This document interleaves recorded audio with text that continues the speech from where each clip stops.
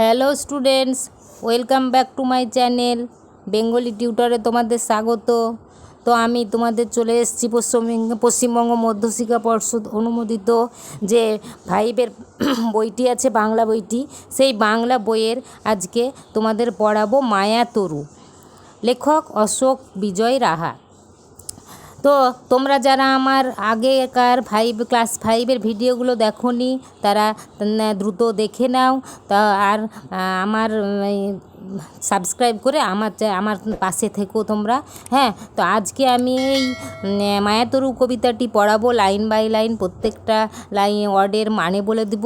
তোমরা দেখো, বই বের করে আমার পাশে থেকে যাও। হ্যাঁ, আমি তাহলে শুরু করছি। তো এই যে তোমরা আমার চ্যানেলটিকে সাবস্ক্রাইব করে আমার পাশে থেকো, আর তাহলে পরবর্তী আমার ভিডিওগুলো তোমরা পেয়ে যাবে। আমার চ্যানেলটিকে সাবস্ক্রাইব করে নিও। তো চলো কবি পরিচিতির দিকে চলে যাই। অশোক বিজয় রাহা, লেখকের জন্ম হলো 1910 আর মৃত্যু হলো 1990। জন্ম হলো বাংলাদেশের শ্রীহট্টে। কবি ছিলেন আর প্রাবন্ধিকও ছিলেন, তিনি প্রবন্ধ রচনা করতেন। তার উল্লেখযোগ্য অনেকগুলি কাব্যগ্রন্থ, সেগুলোর নাম হলো ভানুমতির মাঠ, রুদ্র বসন্ত, ডিহং নদীর বাঁকে, জলডম্বুর বাহার, রক্তসন্ধ্যা, উড়ো চিঠির ঝাঁক, নদী পাহাড়, অরণ্য প্রকৃতি তার কবিতার কেন্দ্রভূমি। তাহলে তিনি কবিতা লিখেছিলেন নদী পাহাড় আর এই অরণ্য প্রকৃতি নিয়ে। এখানে কবি পরিচিতির কয়েকটা কোশ্চেন আছে, আর এই মায়াতরু কবিতাটি তার ভানুমতির মাঠ কাব্যগ্রন্থ থেকে নেওয়া হয়েছে। প্রশ্ন যদি থাকে এই কবিতাটি কোথা থেকে নেওয়া হয়েছে, নিশ্চয়ই থাকে। তাহলে এই কবি পরিচিতির 3টে কোশ্চেন আমরা এখনই অ্যান্সার করে নিই। হ্যাঁ, কবি অশোক বিজয় রাহার 2টি বইয়ের নাম লেখো। অনেকগুলো বই আছে, ভানুমতির মাঠ, রুদ্র বসন্ত, ডিহং নদীর বাঁকে, এগুলো অনেক দিয়ে দিবে। 2টো বললে 2টোই দিতে হবে, তার কোনো মানে নয়, 2-3টে দিয়ে দিবে। তার কবিতা রচনার প্রধান বিষয়টি কী ছিল, তখন লিখবে লাইন টু দ্য পয়েন্ট। তার কবিতা রচনার প্রধান বিষয় ছিল নদী পাহাড় ও অরণ্য প্রকৃতি। ঠিক আছে, এবার তারপর দেখো মায়াতরু কবিতাটি তার কোন কাব্যগ্রন্থ থেকে নেওয়া হয়েছে। আগেই বললাম আমি ভানুমতির মাঠ। মায়াতরু কবিতাটি তার ভানুমতির মাঠ কাব্যগ্রন্থ থেকে নেওয়া হয়েছে। তাহলে আমাদের এই উত্তরগুলো করা হয়ে গেল। এবার আমরা মূল বিষয়ে যাব, কবিতাটিতে। প্রত্যেকটা লাইন তোমাদের আমি মানে বলে দিব, আর প্রত্যেকটা লাইনের ব্যাখ্যাও করব। তো চলো, মায়াতরু অশোক বিজয় রাহা কবিতাটি আগে আমি পড়ে নিচ্ছি। দেখো, এক যে ছিল গাছ, সন্ধে হলেই দুহাত তুলে জুটত ভূতের নাচ। আবার হঠাৎ কখন বনের মাথায় ঝিলিক মেরে চাঁদ উঠত যখন। ভালুক হয়ে ঘাড় ফুলিয়ে করত সে গড় গড়। বৃষ্টি হলেই আসতো আবার কম্প দিয়ে জ্বর। এক পশলার শেষে আবার যখন চাঁদ উঠত হেসে, কোথায় বা সেই ভালুক গেল, কোথায় বা সেই গাছ, মুকুট হয়ে ঝাঁক বেঁধেছে লক্ষ হীরার মাছ। ভোরবেলাকার আবছায়াতে কাণ্ড হতো কি যে, ভেবে পাইনে নিজে। সকাল হলো যেই, একটিও মাছ নেই, কেবল দেখি পড়ে আছে ঝিকির মিকির আলোর রূপালি এক ঝালর। কবিতাটি মজার না? দেখো,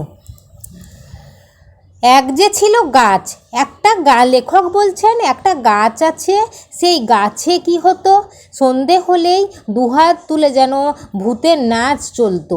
মনে হচ্ছে সন্ধেবেলায় আমরা কি দেখি, আকাশের দিকে তাকালে মেঘ উঠেছে আকাশে, আকাশের দিকে তাকাই অনেক রকমের দৃশ্য দেখতে পাই। মনে হচ্ছে কখনো হাতি সুর তুলে দিয়েছে, কখনো ভালুক, কখনো বা গরু, কখনো বা কান বড় বড়, এই রকম একটা দৃশ্য দেখি আমরা আকাশে। সেই রকম অন্ধকারে যদি একটা গাছের দিকে তাকাও, গাছে যদি একটা সাদা কাপড় ঝুলে থাকে, তাহলে আমরা কি বলি, একটা ভূত দাঁড়িয়ে আছে। কিন্তু ওটা কিছু নয়, আসলে ওটা সাদা কাপড়। তাহলে এই যে একটা গাছ আছে, সন্ধে হলেই গাছের পাতাগুলো মনে হচ্ছে বাতাস হলেই উঠতো একটু, সেই রকম মনে হচ্ছে যেন ভূতের নাচ হচ্ছে। ভূত যেমন নাচে দুহাত তুলে, সেই রকম গাছের পাতাগুলো যেমন বাতাসে এদিক ওদিক খেলে যায়, এটাকেই লেখক কাল্পনিক করছেন যে ভূতের নাচ। আবার হঠাৎ কখন বনের মাথায় ঝিলিক মেরে চাঁদ উঠত যখন, আবার হঠাৎ হঠাৎ কখনো কখনো বনের মাথায় যখন চাঁদ উঠত, যখন পূর্ণিমার রাত্রি আকাশে চাঁদ উঠে, যখন পূর্ণিমার রাত্রে আকাশে যখন চাঁদ উঠে, তখন ভালুক কী করে, ঘাড় ফুলিয়ে গড়গড় করে, ভালুক মানে গাছটাকে এবার ভালুকের মতো দেখতে লাগে। কখনো ভূতের মতো দেখতে লাগছে, কখনো ভালুকের মতো, এবার ভালুকের মতো হয়ে গেছে, যেমন গাছগুলো আবার ঝাপড়া হয়ে আছে সেই রকম। বৃষ্টি হলেই আসতো আবার কম্পতিয়ে জ্বর, সেই ভাল্লুকের বৃষ্টি একটু একটু বলে না ভালুকের জ্বর, যে একটু ভালো মানুষের যেমন একটু ভালো, একটু শরীর খারাপ করে, একটু ভালো থাকে, একটু জ্বর আসছে আবার ছেড়ে যায়, এরকম আমরা অনেকে বলি ভালুকের জ্বর। আবার কোনো মানুষ যদি একরকম থেকে আর এক রকম হয়ে যায়, তখন বলি আমরা গিরগিটির মতো রং বদলাচ্ছে, এরকম প্রবাদ আছে বাক্য। তাহলে এই যে ভালুক বৃষ্টি হলেই তার কাঁপুনি দিয়ে জ্বর আসতো, হ্যাঁ, লেখক তাই বলছেন। এক পশলার শেষে, মানে পশলা মানে একবারের বৃষ্টি হয়েছে, হ্যাঁ, সে একবারের বৃষ্টির শেষে যখন আকাশে চাঁদ উঠত, মনে হতো যেন আকাশটা হেসে আছে, খুব সুন্দর। আর আকাশে যখন মেঘ উঠে, তখন মনে হচ্ছে আকাশ রেগে আছে, গড়গড় করে বিদ্যুৎ চমকাচ্ছে, বাজ পড়ছে, এরকম। তাহলে একবারের বৃষ্টির পরে যখন আকাশে চাঁদ উঠে, তখন মনে হচ্ছে চারিদিকে সব হাসছে, চাঁদ হাসছে। কোথায় বা সেই ভালুক গেল, কোথায় বা সেই গাছ? তাহলে সেই গাছটা, কাল্পনিক গাছ, যে গাছটা এতক্ষণ লেখক কল্পনা করছিল, সেখানে ভালুকটাই বা কই, গাছটাই বা কই, সেই ভূতের নাচই বা কই? কিছুই নাই। মুকুট হয়ে ঝাঁক বেঁধেছে লক্ষ হীরার মাছ।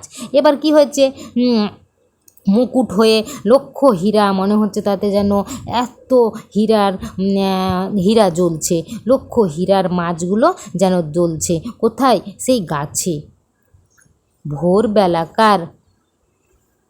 ভোরবেলাকার আবছায়েতে কাণ্ড হতো কি যে, যেন ভোরবেলার সময়, আলো আঁধারির সময়, ভোরবেলায় খুব যখন সূর্য ওঠে না, তার আগে কি কাণ্ড হয় আমি নিজেই ভেবে পাইনি নিজে। আমি, লেখক বলছেন, আমি নিজেই ভেবে পাইনি।